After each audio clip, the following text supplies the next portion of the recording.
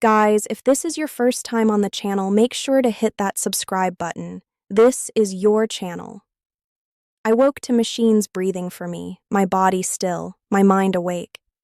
While I lay between life and paperwork, decisions were made about my child without my consent. Not shouted, not cruel, just tidy and final. My mother signed where love should have paused. She believed I would never notice the missing pieces. Then my grandfather called. One phone call unraveled years of stories, timelines that didn't align, signatures that shouldn't exist. I listened, steady, as truth assembled like a case file. Just clarity. Recovery gave me patience. Patience gave me leverage. I learned the rules they hid behind, the laws they assumed I didn't understand.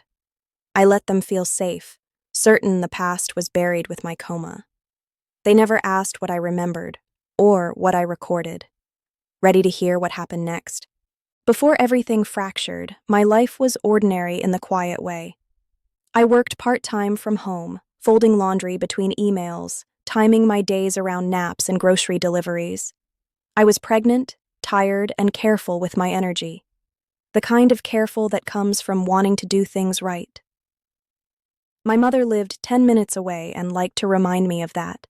How convenient it was, how lucky I was to have her so involved. My grandfather lived farther out, in the old house with the fig tree, and spoke less. But when he did, people listened. My mother had always believed she knew better than me. Not loudly, not cruelly, just with certainty. She corrected my posture when I stood, my tone when I spoke, my plans when they didn't match hers. When I got pregnant, she shifted into a new register, concern disguised as competence. She came to appointments for support, asked questions I hadn't thought to ask, kept copies of papers I didn't remember giving her. I told myself it was love. It was easier that way. The pregnancy wasn't simple. There were complications early on, words whispered in clinical tones, charts that followed me from room to room. I was admitted twice before the third trimester. Each time, my mother took charge, calling relatives, speaking to doctors, explaining things on my behalf, even when I was sitting right there. I remember watching her mouth move, realizing I wasn't part of the conversation anymore. The accident came quietly, a routine drive, a sudden swerve, then nothing. I didn't know how long I was gone. I learned later that my body stayed, but I didn't. There were voices sometimes. Pressure. Darkness. Time didn't pass the way it should. When I finally woke, the world felt rearranged, like furniture moved an inch to the left. Subtle, but wrong. My mother was there when I opened my eyes. She smiled too quickly, told me I was safe, that everything had been handled. She spoke gently, as if I might break. When I asked about my baby, her pause was barely a pause at all, just a breath too long. "You need to focus on healing," she said. "We made the best decisions we could." We. The words stayed with me. Recovery was slow. My body resisted me. My memory came back in pieces. I noticed small things first. Papers missing from my hospital folder. A nurse correcting herself when she used the wrong last name. My mother intercepting calls, telling people I wasn't ready yet. I felt like a guest in my own life. When my grandfather finally called, it wasn't dramatic. His voice was steady, almost careful. He asked how I was feeling. Then he asked if I had signed anything while unconscious. I told him no. I told him I couldn't have. There was silence on the line. Not confusion, not surprise. Just silence. And in that silence, I understood that something had been done. Cleanly, legally, and without me. While I lay still and trusted the wrong person. After that call, nothing changed on the surface. That was the unsettling part. My mother still arrived every morning with soup I didn't ask for. She still adjusted my pillows, spoke to nurses in that confident managerial tone, kissed my forehead before leaving. If there was guilt in her, it didn't show. If there was fear, she hid it well. But I had changed. Quietly. I started paying attention.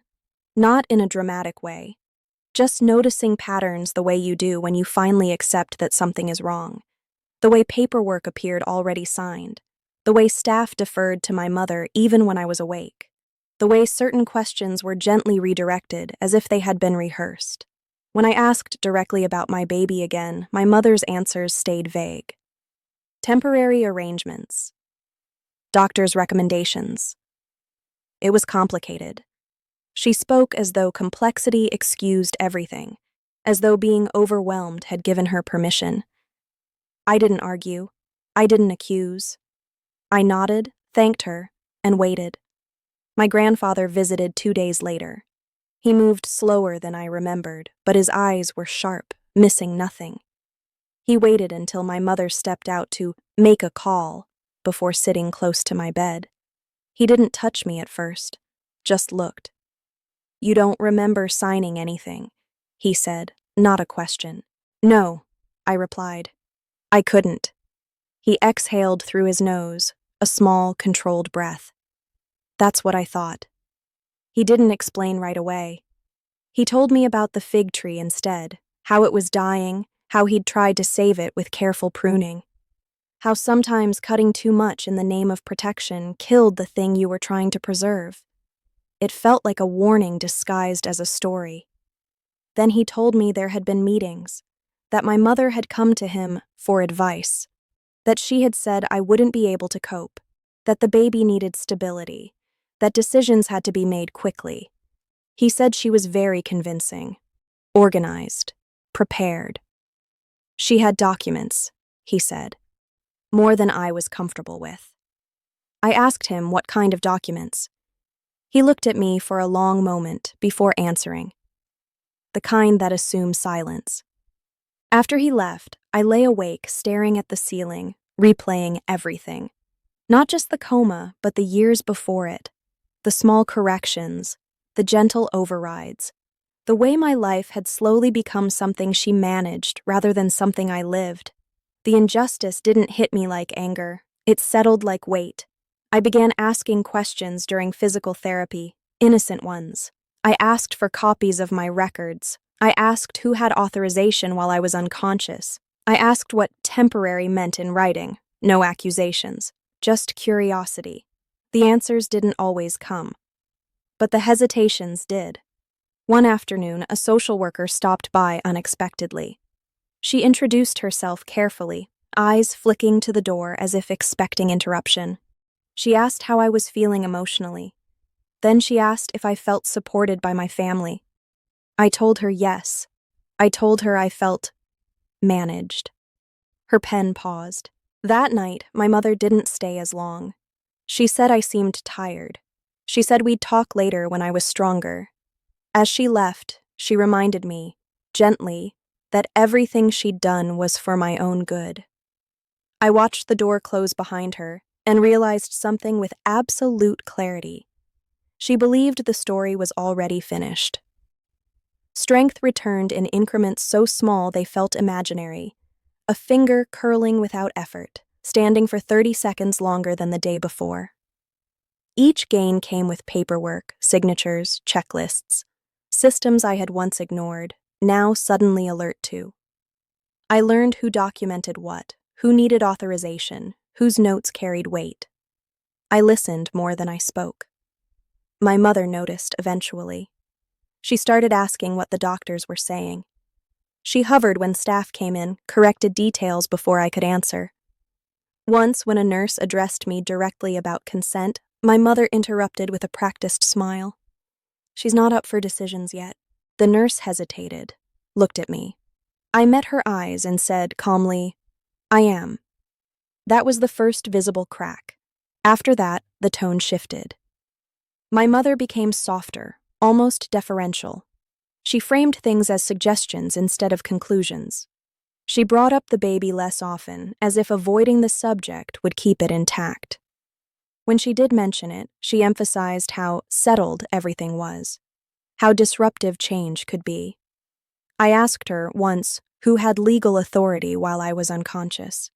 She laughed lightly, as if the question were naive. "Oh, honey, don't worry about that. It's all standard."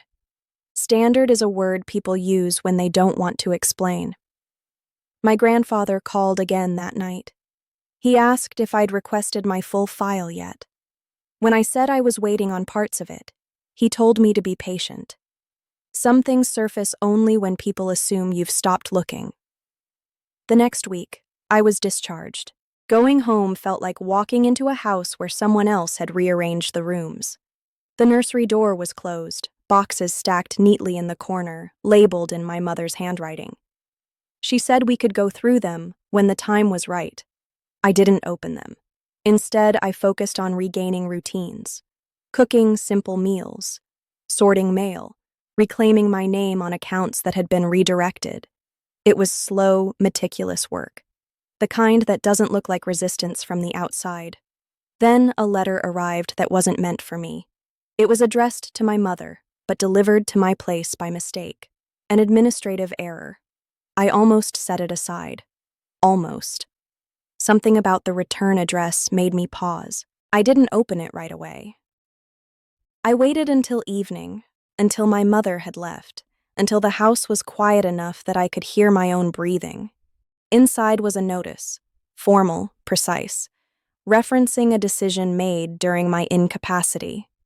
It listed dates I didn't recognize, authority granted under assumptions I never agreed to. There it was in ink, my absence converted into permission. My hands didn't shake. That surprised me. I felt clear, almost relieved. Proof has a way of doing that. It turns doubt into direction. I called my grandfather and read the letter aloud. He didn't interrupt. When I finished, he said, "Good. Now you know exactly where you stand." "Where is that?" I asked. "On the record," he replied, "and records can be corrected." The next morning, my mother arrived unannounced. She seemed unsettled, scanning the house as if checking for changes. She asked if I'd slept well, if I needed anything. Her eyes lingered on the table, on the stack of mail I hadn't sorted yet. I watched her carefully, realizing she was doing the same to me. Neither of us mentioned the letter. But as she spoke, about schedules, about patience, about how hard this had been for her, I understood something else. She wasn't waiting for my recovery anymore. She was watching to see if I remembered who I was before she took over. I didn't confront her. That was the part she never expected. There were no raised voices, no tearful accusations, no dramatic demands. I let the days pass normally. I let her believe her control had simply shifted shape, not disappeared. She relaxed again, just slightly, enough to make mistakes. I started with small corrections. I updated my contact information everywhere: hospital, insurance, social services, so calls came to me first. I requested amendments to my medical record where statements had been made on my behalf without verification. Each request was polite, documented, logged. I thanked people for their help. I learned how much power lived in calm persistence. My grandfather came by once a week. We talked about ordinary things, the weather, his fig tree. Only occasionally would he ask, "Did you file it yet?" Or, "Did they respond in writing?" He never told me what to do. He didn't need to. He just made sure I understood that time could work for me if I let it. The nursery boxes stayed closed. Not because I was afraid, but because opening them felt like consent. I wasn't ready to touch what had been handled without me. Instead, I focused on restoring my legal voice, one signature at a time. The first official response arrived on a Tuesday, a letter acknowledging receipt of my request. Neutral language, no apology, but it confirmed something important. My claim existed now. I was no longer invisible on paper. My mother noticed the shift before I said anything. She began asking careful questions: who had called, what meetings I had scheduled, whether I was up for stress. She framed concern as protection again, but it landed differently now. I could hear the uncertainty underneath. One evening, as she stood by the sink pretending to rinse a clean cup, she said, "You know I only stepped in because you couldn't." "I know," I replied, and I meant it. She had stepped in. That part was true. What would have happened otherwise? She asked. I looked at her then. Really looked. At the woman who had raised me by smoothing over edges, by deciding outcomes early, by believing love meant authority. I would have decided, I said calmly. She didn't respond, just nodded, as if filing the answer away for later. The next letter came with clearer language, revisions, questions, an invitation to clarify consent. I read it slowly, feeling something steady settle in my chest. Not triumph, alignment. When my mother found out, because of course she did, it wasn't explosive. She cried quietly, as if mourning something abstract.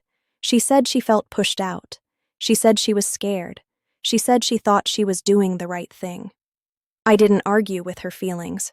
I didn't need to. I'm correcting the record, I said. That's all. She asked what that meant. It means the truth lasts longer than intention, I replied. The final confirmation came weeks later. A clean document.